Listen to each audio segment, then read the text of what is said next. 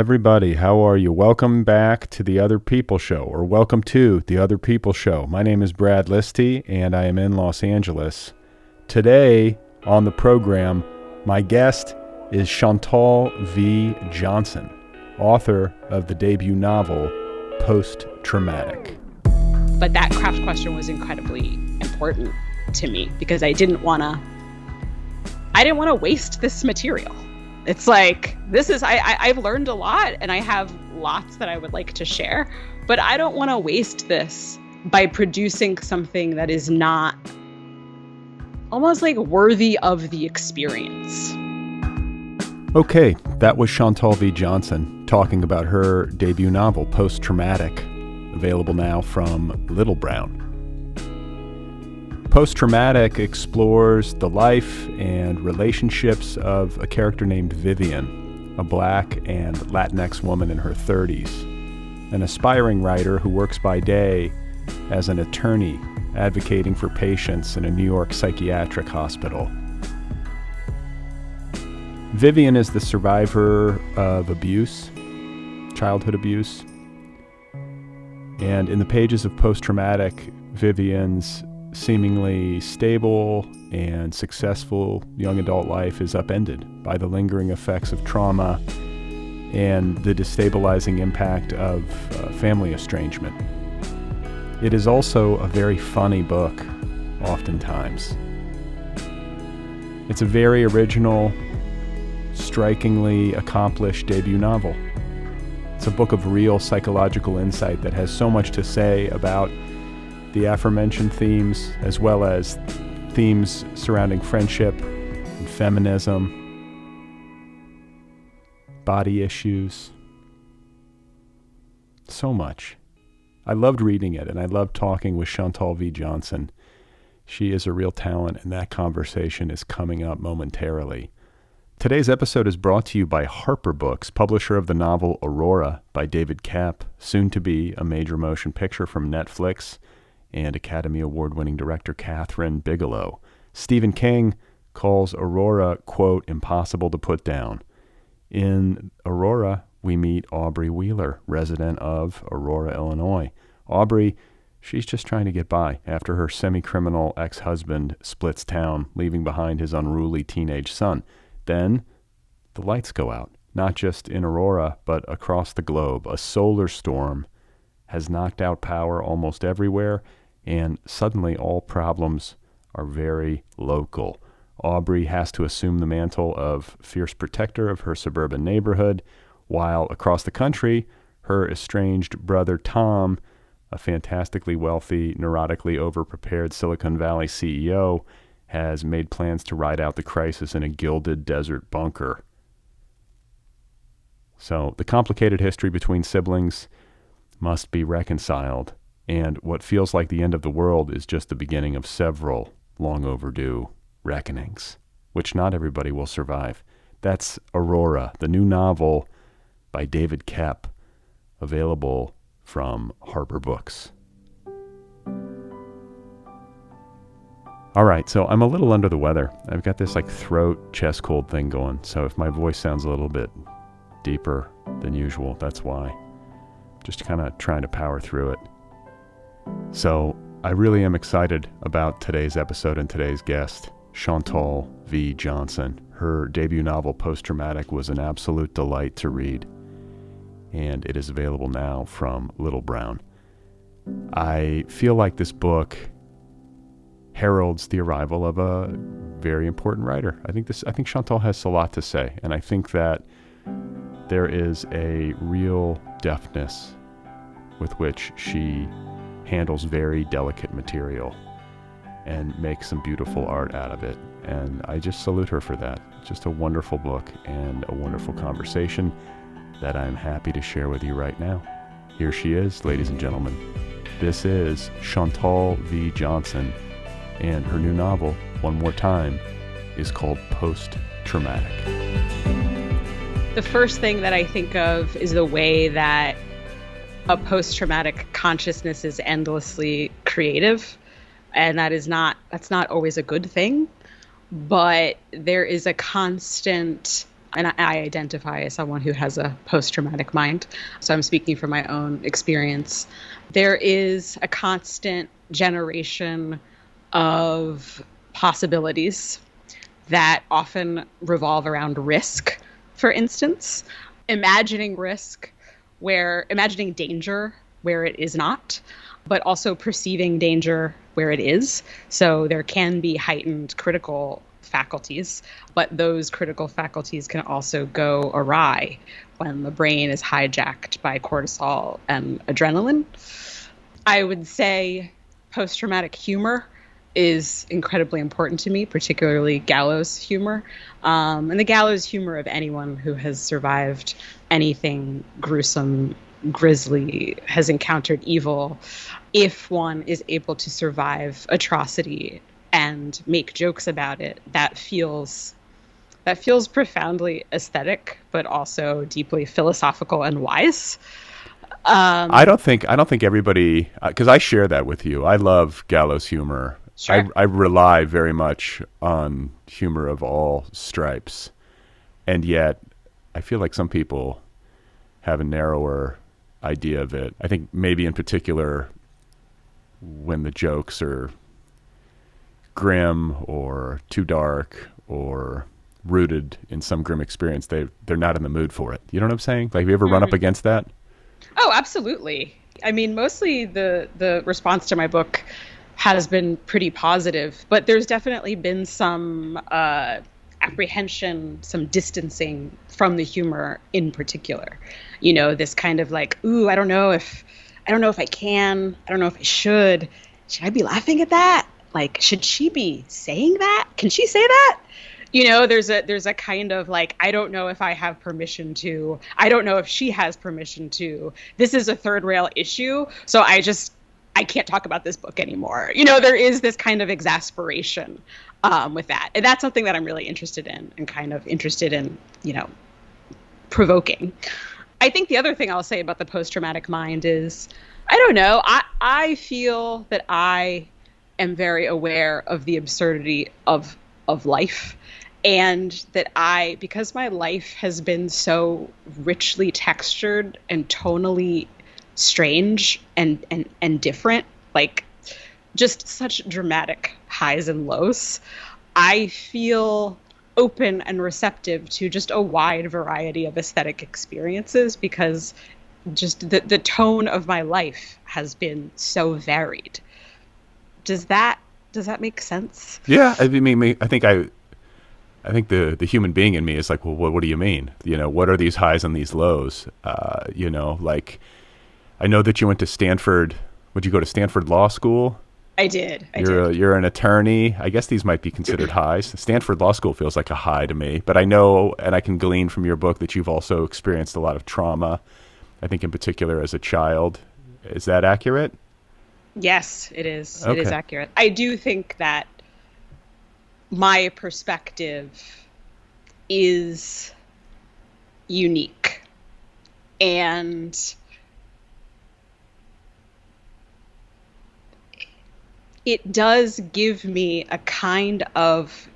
it gives people a kind of knowledge, but you have to tap into that knowledge, and you have to be reflective. You mean trauma gives people a kind of knowledge? No, I think the kind of, well, trauma can give people a kind of knowledge, but again, they have to get to a point psychologically where they are able to receive that knowledge, because many people get so traumatized that they can't, you know, they stay locked in a space that's not reflective, in a space where executive function isn't possible. You know, I mean, they end up in a psych ward, they end up on the street, they end up addicted, you know, they end up ending their lives. Those of us who don't end up that way, if we can get better, you know, if we can try to find a way to move beyond the programming of the childhood years, I think there's a lot of capacity for knowledge, real knowledge about things, like about the most serious things in the universe, you know, such as the nature of evil and the nature of goodness. I think about that a lot. Like, I guess the question I often ask myself is, are there some people who are inherently evil? And where my mind always goes back to is this article I read in The Atlantic a few years ago about psychopathology in children and how there are psychopathic kids and parents who are at their wits' end because these kids are like trying to kill their siblings and doing horrendous things. And they're just like out of the box mean and completely uncaring for the feelings and well-being of others.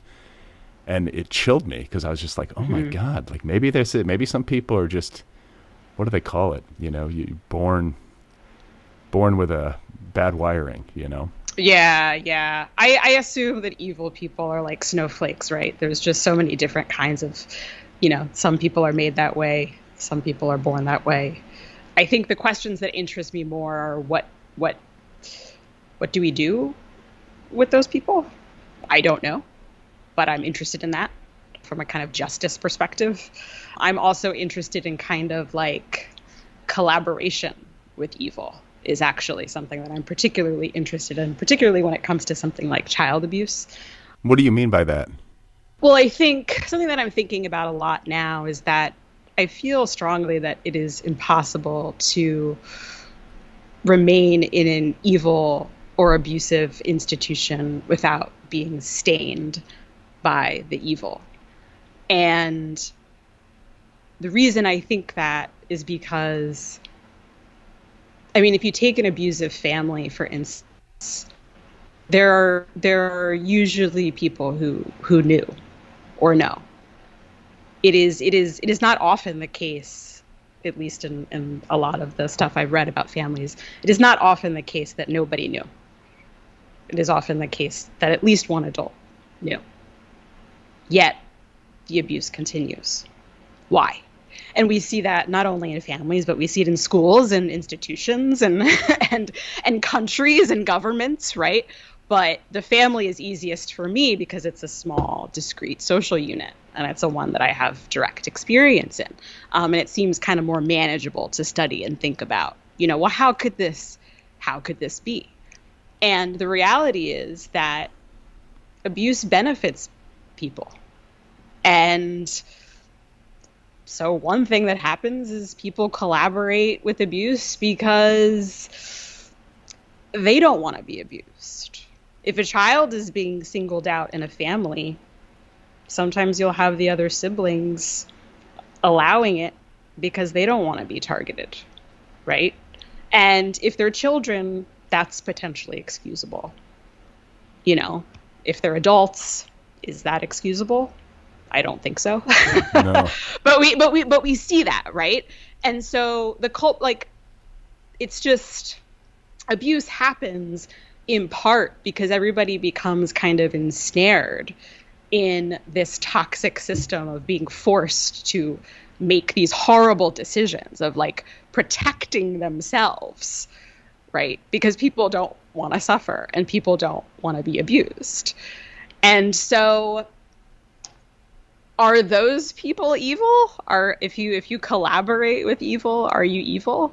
I don't know, but I think that's a very interesting question for me. And as someone with a social conscience, I would say that question, that my obsession with not wanting to collaborate with evil has driven a lot of the choices that I've made in my career. So your book, which I loved, is, I guess, a work of autofiction. You share some things in common with Vivian, who is a lawyer, a tenant lawyer? She works in a psychiatric hospital. And you're a tenant lawyer. But I was a tenant lawyer for 7 years. Okay, and that's not the same thing. No.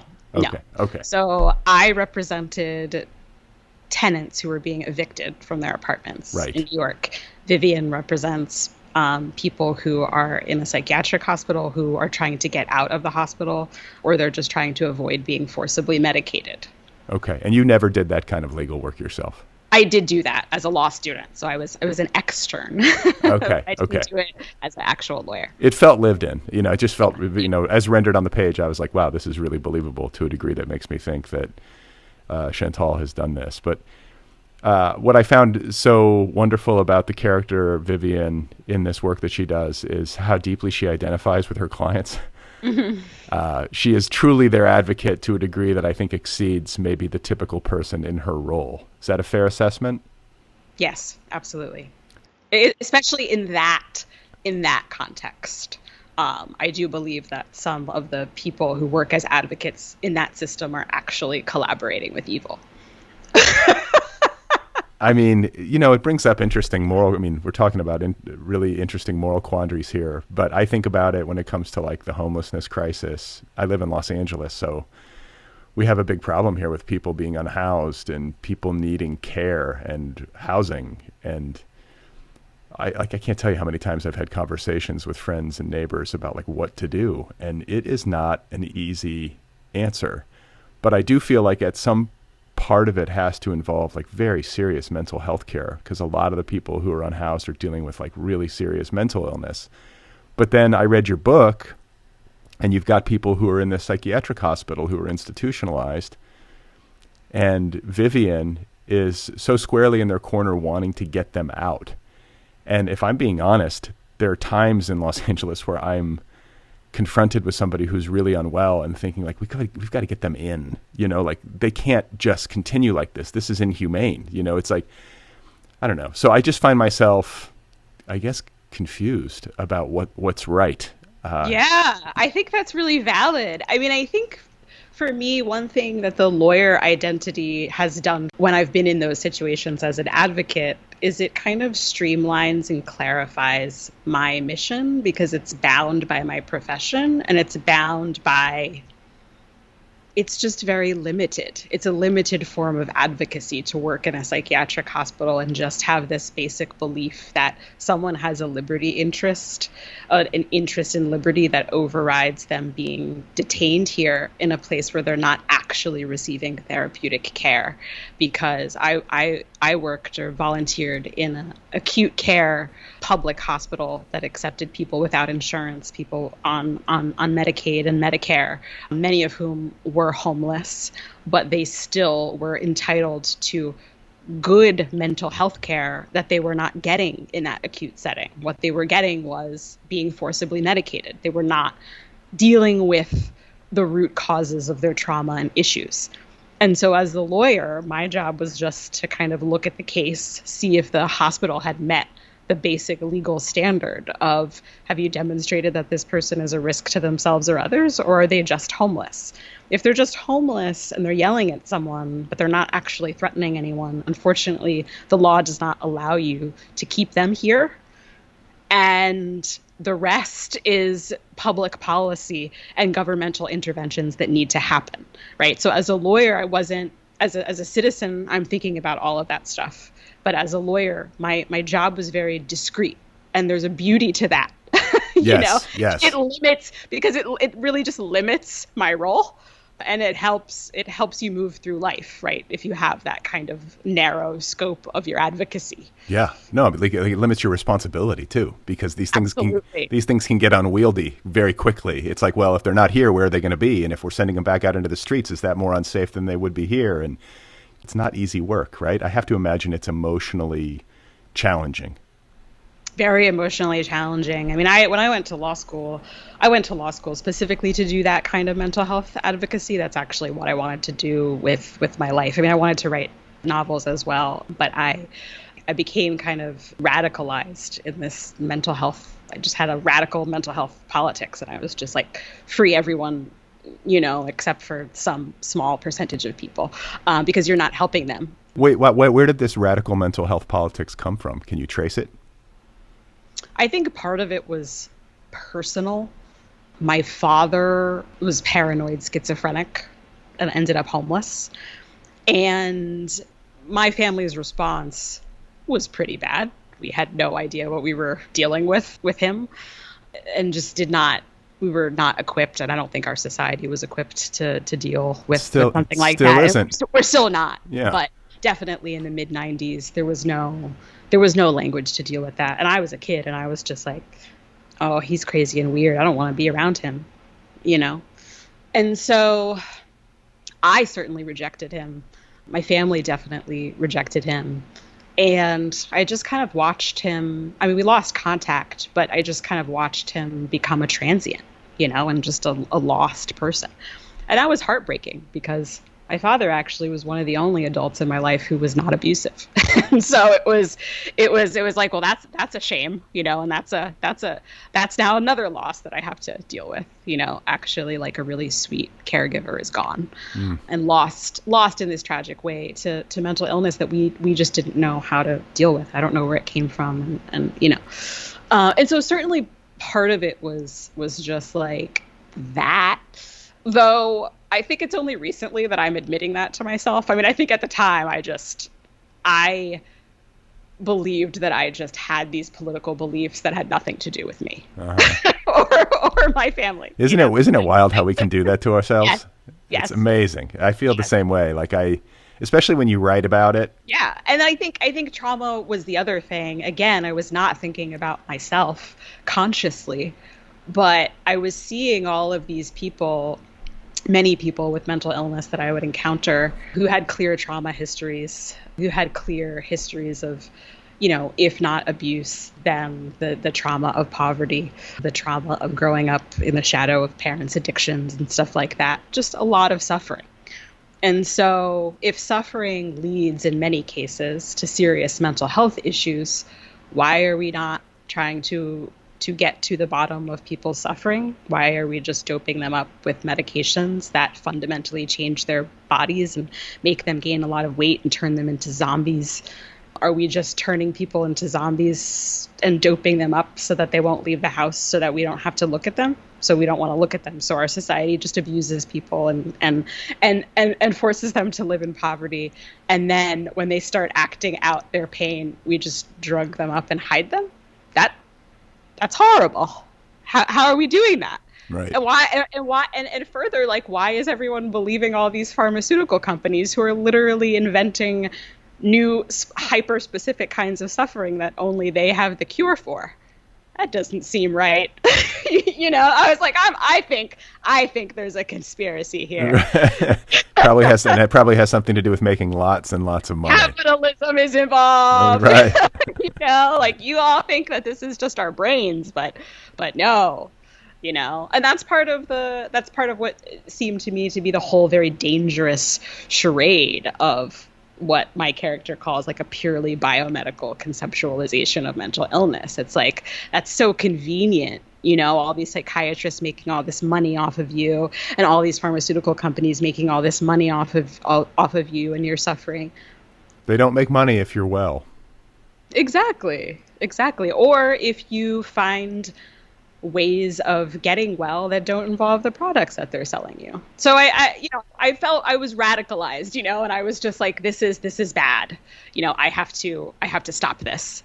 And so I worked when I was in my third year of law school. Everything that I did in law school was like mental health related, basically. Like I volunteered at a veterans hospital, just hung out with vets, and I worked at the mental hygiene legal service in New York, which is like, in New York, you do have a constitutional right to an attorney if you are hospitalized. So the same way that if you're in jail, right, you get access to a public defender.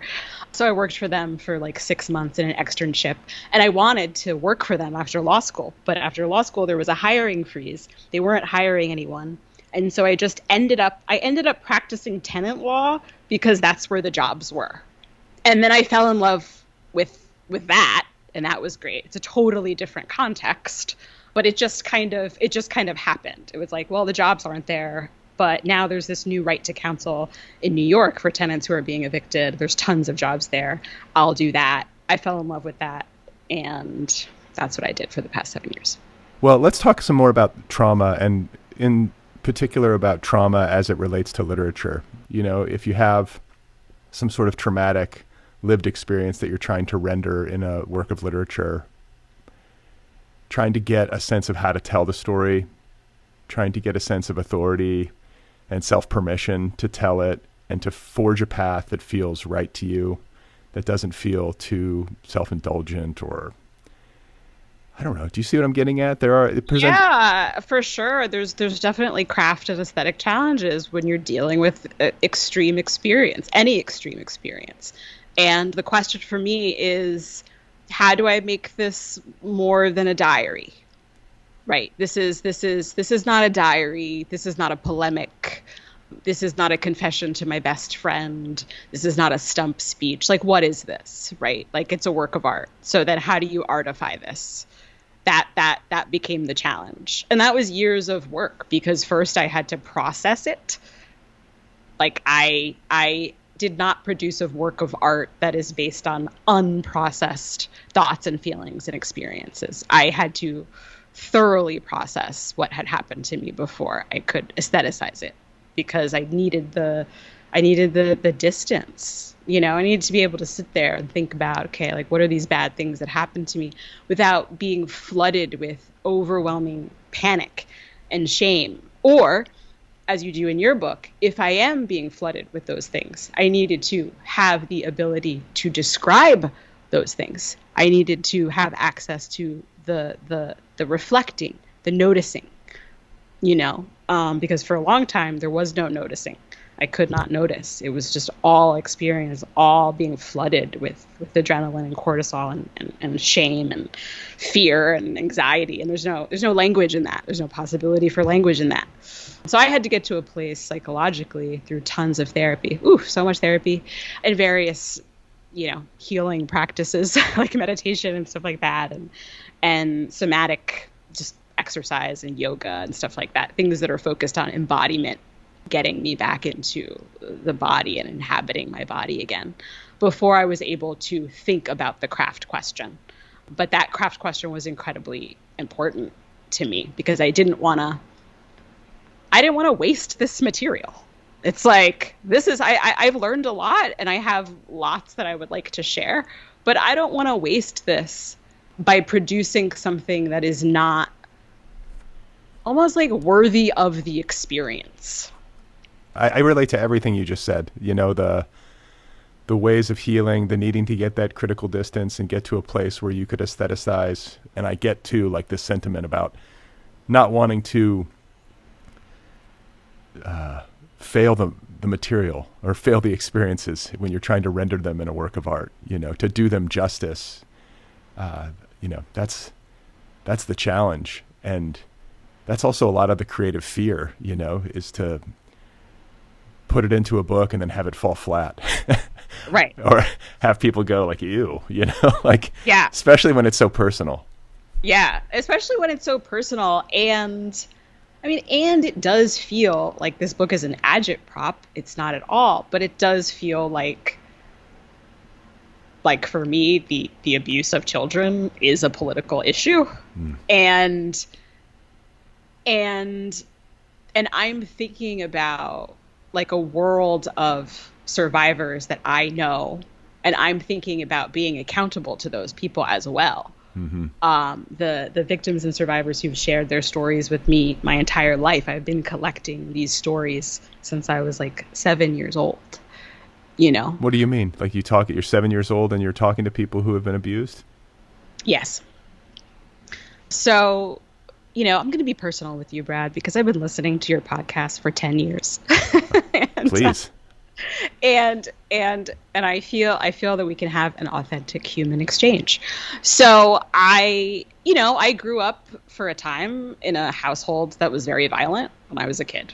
And it was physically violent. It was sexually violent. It was sadistic and humiliating. From a very early age, I knew that I was hated and despised as a child for reasons that were a mystery to me. I had no idea. Like, wow, you really hate me. I'm really bad to you. You think that about me. Eventually, I escaped that situation. And one of the first things that I did was start telling little girls what I had experienced. And the first time I did that, I remember it was at night. It was like on my stoop. And I had just moved to a new town and made some new girlfriends. And I told them about the violent situation that we had just escaped. And no one made any admissions to me that night. But later, when I would tell the story to other little girls, they started saying to me that they had experienced something similar. And I have a horrible memory in a lot of ways, but I remember every single abuse admission that I have ever heard in my entire life. I felt like I was collecting.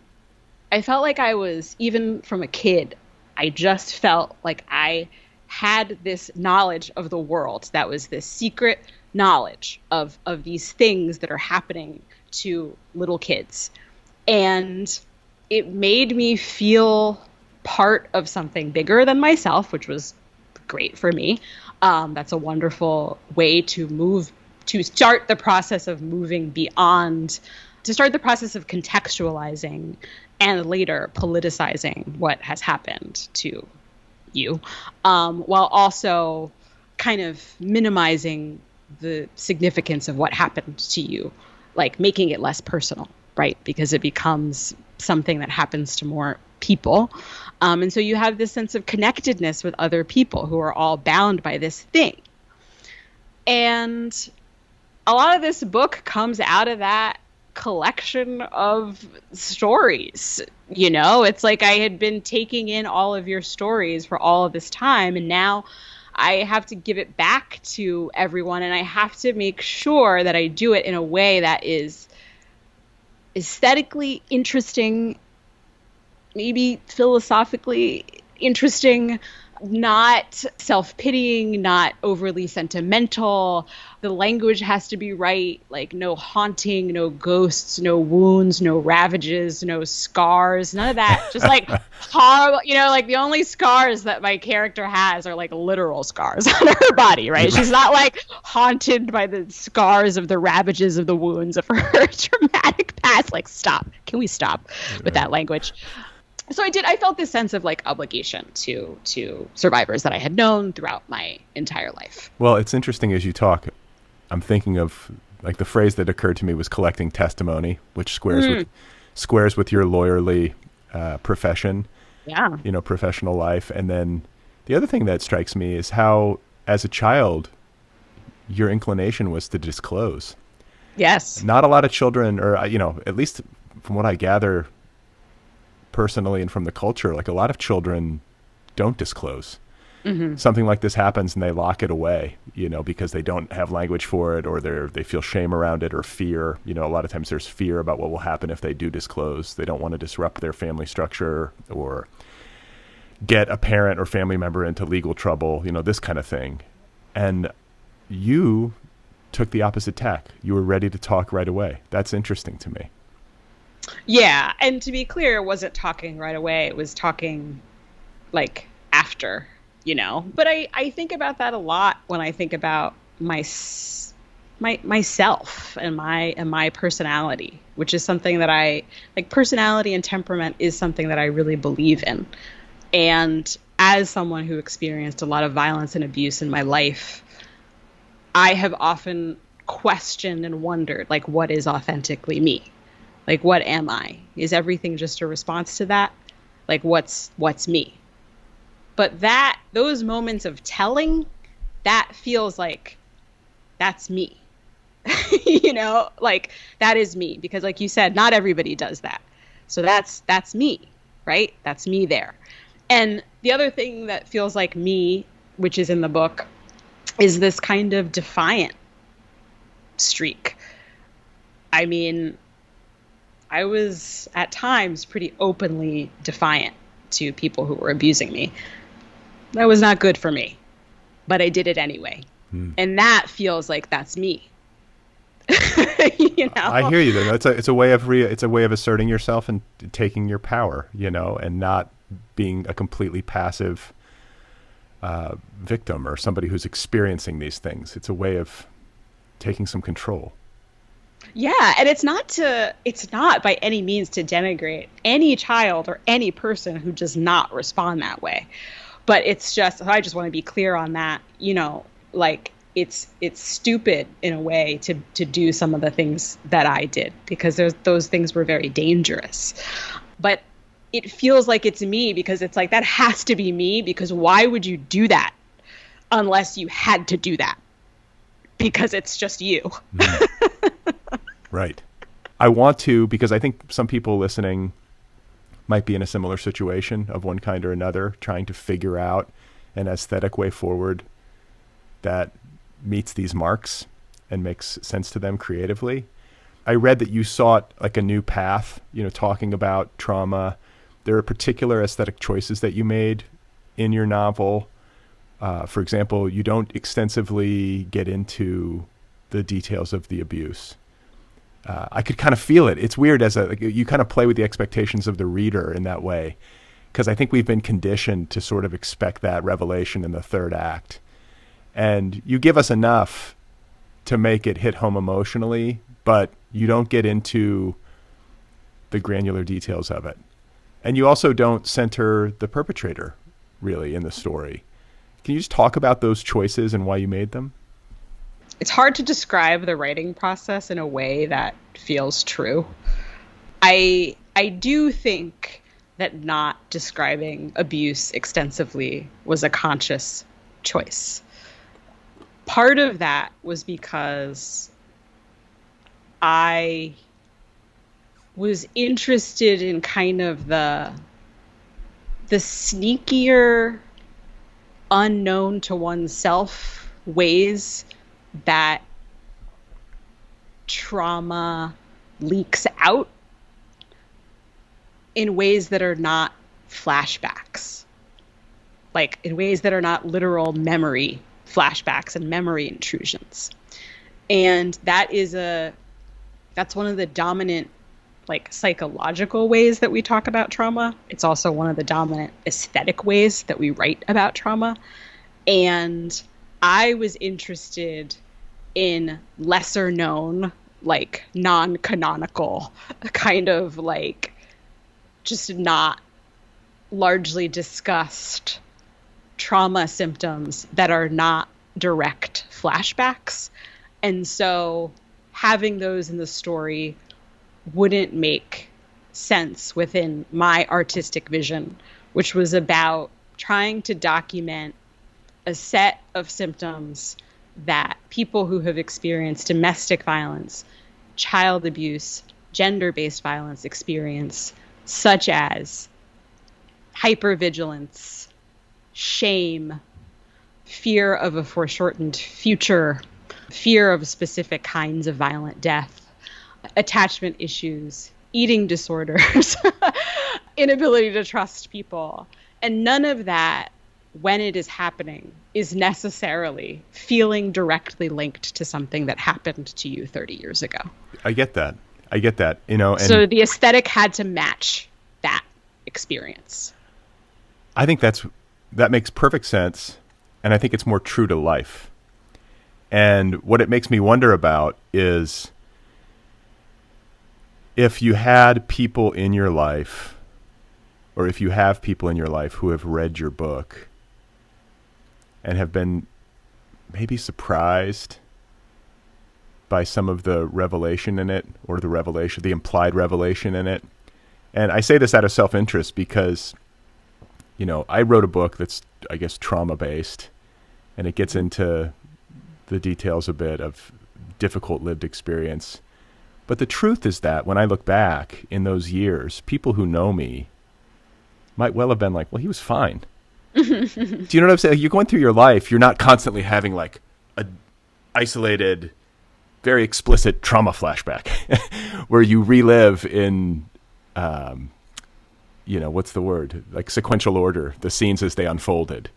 It doesn't work like that. It works in these kind of oblique ways. And right. A lot of times you can only see it with the benefit of hindsight. So has there been a readerly response among people who are in your life that has reflected that dissonance? Not really, because, one thing is that, this is why, I don't actually think about my book as autofiction. Everybody thinks that different ways. Everybody defines that different ways. But I think for me, because I fictionalized so much of, the plot, I didn't fictionalize the consciousness. But I did fictionalize a lot of the plot. And so there's just a real distance. It's like I took my consciousness and then gave it to someone who had these experiences and then sees. And then so then she becomes legitimately someone else who is not me. And so I just think the percentages are different in my book, like in terms of like its relationship to me. And then even the things that did happen to me, the sequence is all off and it did not happen like that. And so like I might be writing about something that happened 15 years ago, or like, but I'm like writing about it as if this character is in her mid-30s, but actually this is something that happened to me in my 20s, whatever. So I don't really think about it as autofiction. And then I think, to your point, this is an artwork. Our actual experiences were very different. And part of the point of my book is that like you're experiencing these things and you're laughing and like getting high with your friend. I mean, right. that is what life is. Right. And it's actually really good for people who are experiencing deep like depression, say, I think like it's good for mental health to recognize that is how life is, that something horrible can happen to you and then something literally incredibly funny can happen to you, like while the horrible thing is happening. And actually like keeping sight of that is like one of the keys to my mental well-being. It can keep you from getting sucked down into the dark pity place of hell and despair. Right. Like it wasn't all bad. Like when I think about my childhood, it's like it literally wasn't all bad. Like it actually wasn't. There was a discrete time when it was pretty bad. There were probably good times within that time. I don't remember them, but yeah, of course. I played Nintendo. I had lots of wonderful experiences as a kid. And that's part of the point. That's part of seeing things as they really are. The reality of most kinds of suffering is that they are interspersed with moments of not suffering. Right. I just prefer much of the art that I love is closer to the real world. And so if you're depicting these kinds of things, I want there to be some leavening mechanism or just something. I think the thing that you're talking about is best embodied by the relationship between Vivian and Jane in the book. This is a female friendship, which is very much, I think, at the core of your concerns in this book, or at least one of the core concerns. They share the same gallows humor, common among or often found in survivors, and they're very close in a sisterly way, and there's a lot of complexity there too, and it gets complicated in the book. I won't spoil it too much for listeners, but you just talk a little bit about that, though, the Jane character and Vivian's relationship to her, and maybe how friendship, this particularly close female friendship, has like what role it's played in your life and in your healing. Yeah, I think probably start with the second question first. I think for me, friendship was probably the first really safe, intimate relationship that I had. It's probably still the relationship that I'm best at. I think I'm a pretty good friend, and it was like the perfect amount of intimacy for me, just enough, but not too much. Like I think getting into family and romantic partnership as a kind of family has been, a little bit more challenging, but friendship is like just enough. So it was definitely a protected environment for me to be my authentic self. And I wanted to have that in the book, again, as a kind of lightening, brightening, leavening, letting some air in kind of mechanism in a book like this. And to show that those kinds of friendships that are forged between people who have experienced the same kind of or similar kinds of violence are just so powerful to be seen by someone else and not objectified by them. And not, one of the first interactions that Vivian and Jane have is Vivian's making a provocative joke about her burn scars. And the way that Jane responds, it's almost a test. It's like, I'm going to make this really dark joke. What are you going to do? What's going to be your response? Are you going to like shy away? Are you going to be awkward? Are you going to feel bad for me? Are you going to look at me with anthropological or sociological curiosity? What's your response going to be? And Jane's just like, oh, that was probably like a curling iron. You know what I mean? It's like, oh, you're studied in this. Right. Right. And that's, and from personal experience, like, when I've encountered people like that, I am just like, I love you. And I will disclose everything to you now. Well, listen, as you were saying that, I will cop to the fact that I immediately started internally panicking, thinking, what is the right answer? What's the right answer? What do I do?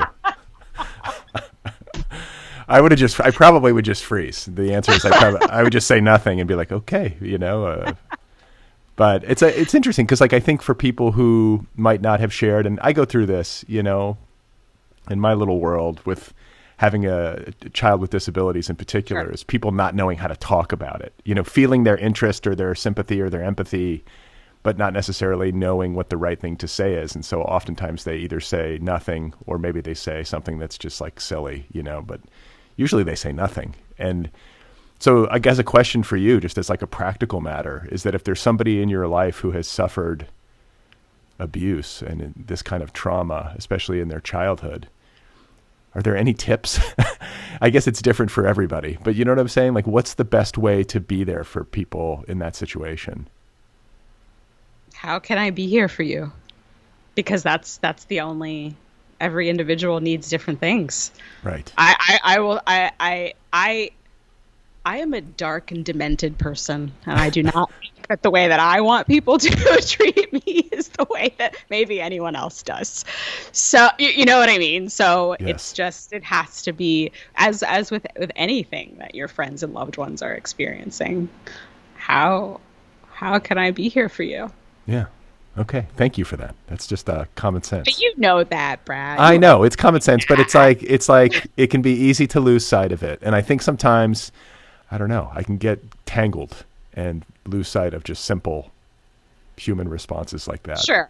And I was also, the example that I'm pointing to in my book is it's a very specific deranged example, as opposed to someone like crying to you about, like, you know what I mean? Yeah. And you don't want but you don't want, I think, when you're on the receiving end of a trauma or a difficult experience, especially in the aftermath, you're probably not often in the mood for melodrama. Maybe sometimes you are, but a lot of times you're just like, oh, can we just ventilate this and just talk about it as real life? Because this is my real life.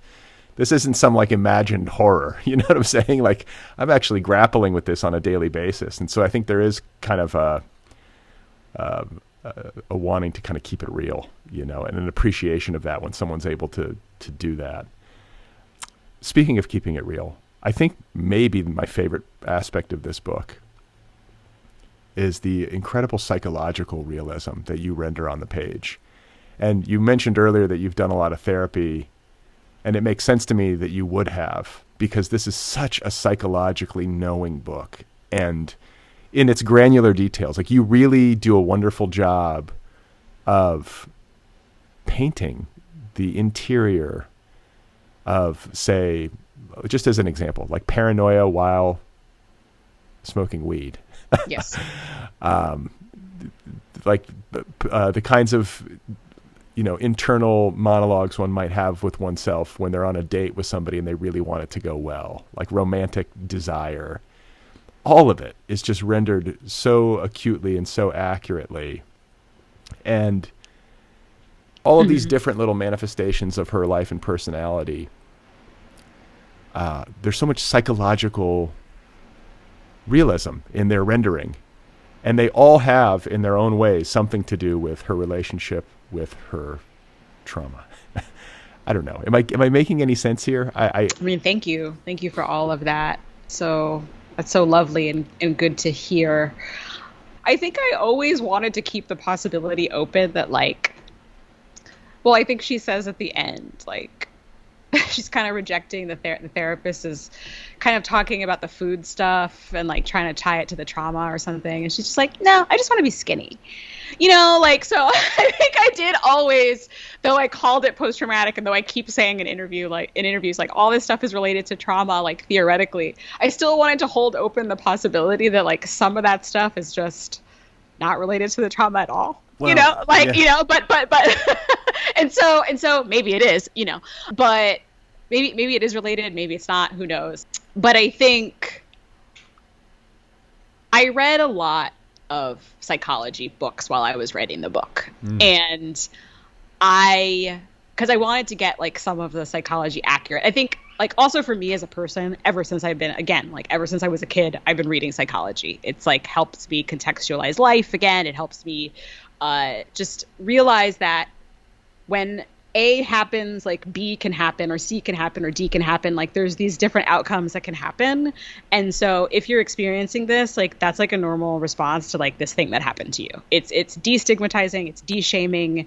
It just automatically provides some psychological relief to me to know that what I'm experiencing is kind of one of the logical outcomes of what I've experienced before in my life. It's completely helpful to me. And so I've always been reading psychology my entire life, trauma psychology. And again, I was thinking like, oh, I just haven't seen this in a book, like with the food stuff, with the body measuring ritual stuff. And there was a time in my life when I was engaging in these very obsessive body rituals with like weighing myself and measuring my body, all of this stuff. And at a certain point, I blame meditation, which I haven't been doing anymore. I really need to do that again because I'll probably start writing well again. But there was a time when I was like meditating constantly and just really like slowing down and paying attention to what I was doing in a typical day. And I was like, wow, now that I'm meditating and I'm noticing things, wow, I really like measure myself a lot. Right. But it was about like slowing down, paying attention, but this is what you're doing in your book as well. You are constantly using, I'm assuming, some of the noticing tools that you've gained from years of meditation, and you are incorporating them into your art. And that's what it felt like a superpower almost. And it felt like there was this kind of like impishness of like, ooh, I'm gonna show this. Like I'm gonna reveal this. Ooh, you're not supposed to reveal this, and I'm gonna do it. And I think that brings relief to the reader. I do. Good. Yeah, for me it is. It's like, somebody said it. Yes. Like, and the thing too is it's also very funny oftentimes. There's something absurd about the ways in which we talk to ourselves, or the silly rituals we get into with respect to food and our appearance.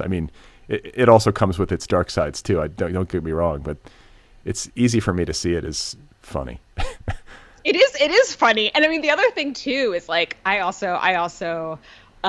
am not an enlightened person. I often write from a stance of anger and pettiness, and as like a kind of amateur sociologist of gendered experience, I was noticing something that was happening. Like when I was growing up, I remember girls and women were constantly talking about dieting and what they were not eating, and not necessarily in my family. My family actually had pretty healthy, good relationships to food, but like, people at school and like their mothers and their sisters and stuff. It was all about like admitting that you were dieting. And then I reached a point in like, I don't know, the mid 2000s when I was like, now the new thing is everyone's denying that they're dieting, but they're all dieting. Like everyone's like pretending that they eat all this pizza and they're baking constantly. Like white women became obsessed with baking and just like trying to feed you carbs all the time, like constantly talking about carbs. And it's like, but you have no body fat. Right. You literally can't be eating all those carbs. But like, then when you're hanging out, they're just gleefully eating pizza. And it's like, that doesn't seem. Yeah. And like, that's the new thing that women were doing. So I was like, I want to write about that. I want to write about this new way that like women are behaving in the world. I'll I want to talk with you about a couple of more things. Yes. One of which is estrangement, like Mm-hmm. family estrangement, which is very much at the heart of Vivian's story in this book. And it brings up an interesting question, or interesting questions about when that's advisable. Made me think about that. Like, wow, like when is it the right choice to cut off contact with your nuclear family? When does that kind of hard boundary and dramatic hard boundary need to be set? Because I think there are instances where it needs to be. And then there's also like a more philosophical question that comes to mind about whether or not one can ever fully cut oneself off from one's family. Those are two big questions that your book made me think about. I imagine they were on your mind too. Absolutely. Yeah. I mean, as to the first question, again, it's probably an incredibly personal decision for people to make that I cannot dictate. I did some estrangement research, and something that I found very interesting. There's this book called Family Estrangement by Kylie Aglias, and she's one of the only psychologists who writes about estrangement from a not like pro reunion perspective. Like, a lot of these people are writing books and it's like you can tell that they really want you to reconcile. And Kylie Aglias I think she's a psychologist or sociologist or something, and she just interviewed people about why they estranged and is documenting the reasons in a kind of dispassionate way, but also in a way that's kind of more pro whatever decision anyone makes. So it's very allowing that way. And something that she says in her book is that often what sparks the actual estrangement is something very small and very minor. A small argument where someone does not feel heard. And it's usually like there are decades and years of problems in the relationship. But what actually sets off the cutoff is just this kind of like small moment that feels emblematic of the entire larger dynamic of the relationship. And I think in my book, she's just trying to talk to her mom about something. She's trying to express herself. She's trying to express a feeling. She's trying to say, I don't think I can come to home for Thanksgiving this year. And her mother just explodes in a loud, hysterical monologue that completely drowns out Vivian's voice and is yelling at her. And that's when Vivian is finally like, this is it. This is the entire relationship. I don't get to have any needs in this. Bye. Yeah. I gotta go. And, bye. I gotta go. And the same thing with her brother, right? Like, I don't get to have any needs in this. This whole relationship is all about you and all about your problems. And I was abused, and I, I've made a great life for myself. Do I get to have anything? Do I get to have an opinion? Do I get to have a voice? Oh no, I just have to take care of you and listen to your problems all the time. And then you don't listen to me at all, literally. So it was a smaller kind of moment that, for what was like backed up by the literature. Yeah. And but felt true to life again. But felt true to, yeah. Thank you. Yeah. Yeah. And I think people make their own decisions about what they're going to do with their families, and I'm not going to comment on that. I think the larger question about can you ever, that's such an interesting question. I think about that all the time. I mean, literally no, because of DNA. They are literally in you. There's that moment where she sees her family in her face. I mean, they made you. Right. They're always there. Right. And so no. But estrangement has been great for me, and it has actually been the only way that I can think about people in my family with loving kindness. Okay, because this is the next question that I have, and it has to do with the possibility of the coexistence of estrangement and forgiveness. I'm just wondering, like, how you feel about the interplay between those two things. Yeah. I mean, I've tended to think about the ideology of forgiveness when it comes to abuse as really being a strange kind of ideology. And it is it's like we're expecting people to rise to some kind of spiritually higher plane in this specific moment of their life only. Because like it's interesting when we decide that there's a virtue that someone should be aspiring to, such as forgiveness, because we don't necessarily do that in every facet of life. Right. And like maybe I have another set of moral and spiritual attributes that I think people should aspire to, such as loving their neighbor and being activists and any of the other things that I believe, right, that I wish that I could impose upon people. So the forgiveness thing is always a little bit strange to me. And because I'm very suspicious of like the pro-family propaganda of our world and of our culture, I do tend to recoil a bit at that. But what resonates for me is the idea of self-forgiveness. And I think when I think about forgiveness in terms of estrangement and in terms of like people who have survived this kind of abusive family structure, forgiveness to me is first, it is about self-forgiveness and forgiving yourself in this very kind of like, I don't know, like kind of like 12-step way of like almost like making amends with yourself for all of the ways that you have failed to live up to your ideals as a result of your abuse or whatever. Forgiving yourself for estrangement, forgiving yourself for failing whatever ideas you had about being a good person. You know, this idea that a good person sticks it out with people. And maybe you feel bad because you estranged. And maybe you should forgive yourself for that. So self-forgiveness is probably what resonates. And I think more than forgiveness is the idea of loving kindness, which I kind of said. I think that resonates more for me than forgiveness. With respect to one's abuser, you mean, or with oneself? I mean, my particular situation is very specific in that I'm not thinking about my abuser at all.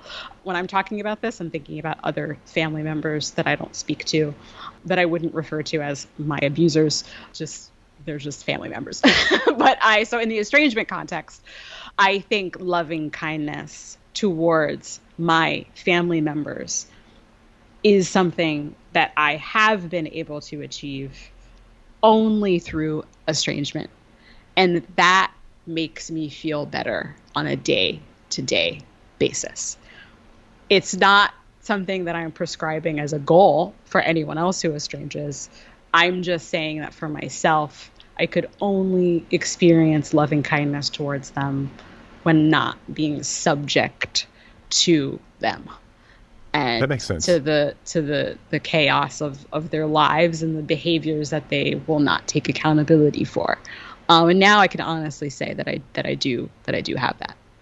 That makes sense. You have to have some space. And that's great for me because I'm, slightly less angry and resentful. Only slightly. Only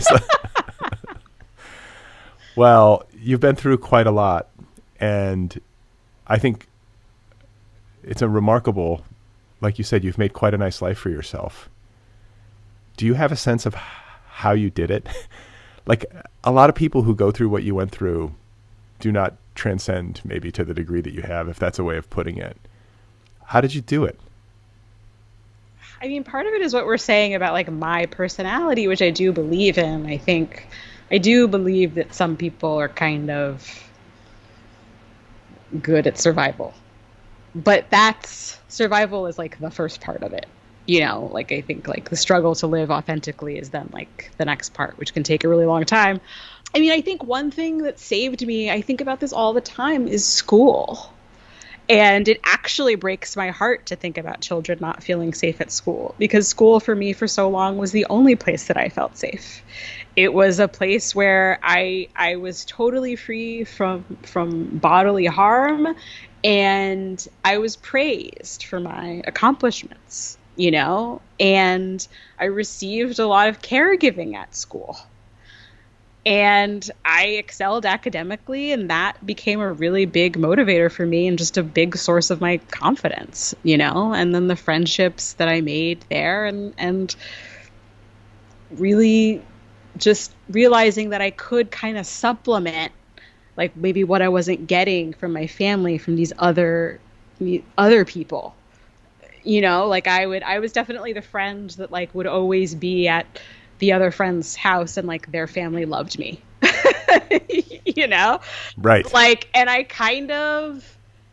remember strategizing to get into those relationships. Like, I'm going to get this. And then it's like, oh, their parents love me. Like, that's so great. Like, I got them to love me. And like, even with like the class stuff, like, I specifically remember being like, oh, those people have money. Like, they're going to help me get to college because if you hang out with people who like want to go to college, like, you're going to go to college. Like, it's like, and these are things that were later borne out when I would read like sociology and stuff and psychology of like upward mobility and stuff. And those things would turn out to be true, right? Like, that's why class mixing is so important. A rising tide lifts all boats, right? And yeah, so I would like plot to be friends with people that I thought could help me and that I wanted to be friends with. So like my savviness, but also just being very lucky to be around people who are good. Like, childhood aside, where mistakes were made, for sure, I have been fantastically lucky in the people that have come into my life. I mean, Tommy Pico, who was on your show, I tell him all the time, like, my book wouldn't exist without him. Because why? Because we both moved to New York together after college and met through mutual friends. And he knew that I wanted to be a writer. Like, he just knew. I mean, I came to New York to be an academic. I was getting a PhD in literature, and I was going to study it and not write it. He started a zine and a reading series and asked me to contribute to it. And I started writing little fictional pieces, little poems. I wrote this just ridiculous, a darkly funny poem about child abuse. And everyone loved it. And he created like a safe space for me to be playful and to be creative. And he loved my work, and he was always so supportive of my work. And I started to believe, like, oh, maybe I could actually do this. Like, Tommy's doing it.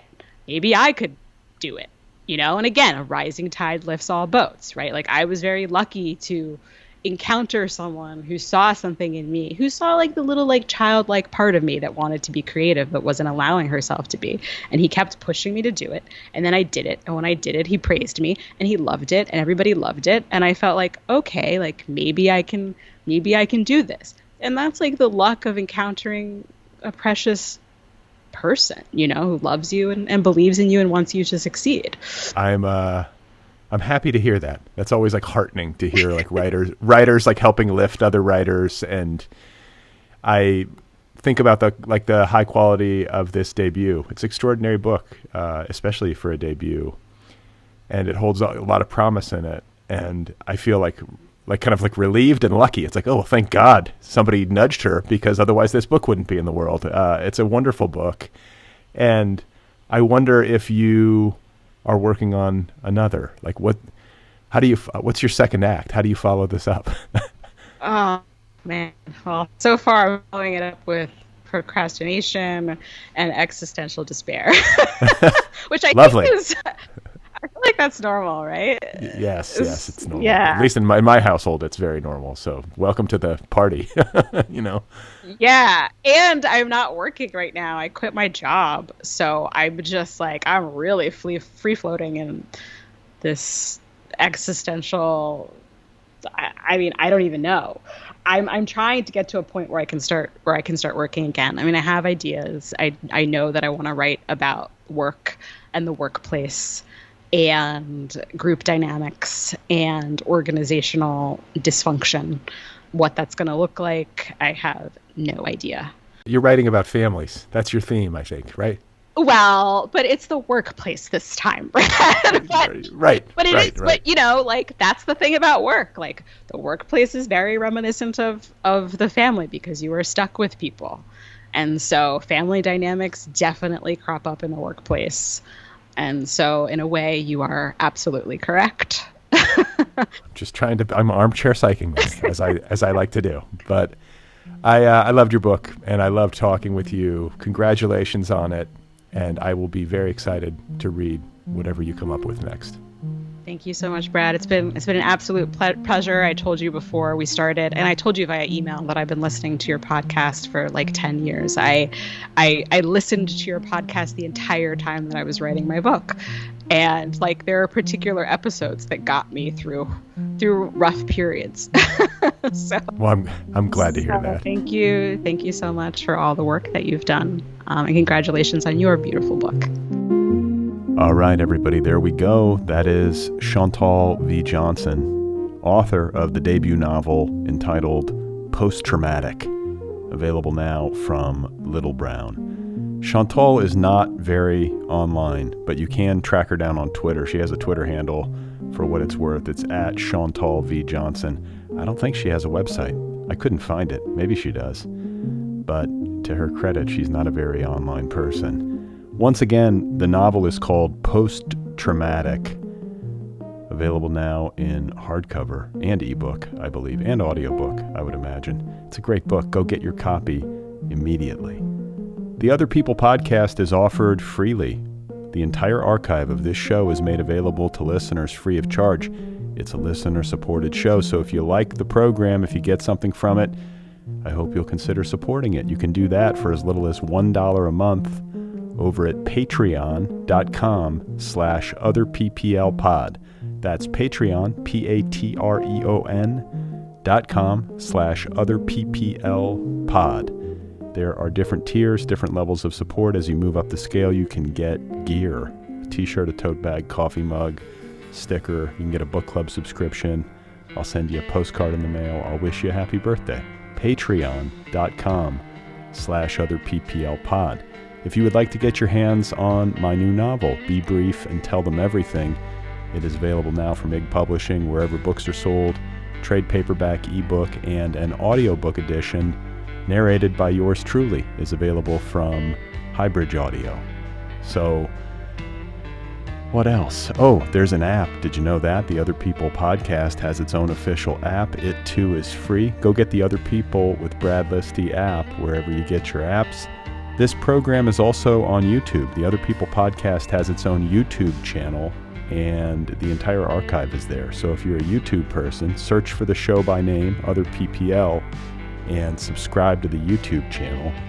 A great way to help the show, if you're in the mood, is to rate it and review it wherever you listen, be it Apple Podcasts, Stitcher, Google Podcasts, whatever it is. Rate the show and review the show wherever you listen to the show. It helps other people find the show. All right? So, great talk this week with Chantal V. Johnson. I'll be back next week with another conversation. You know how this works, right?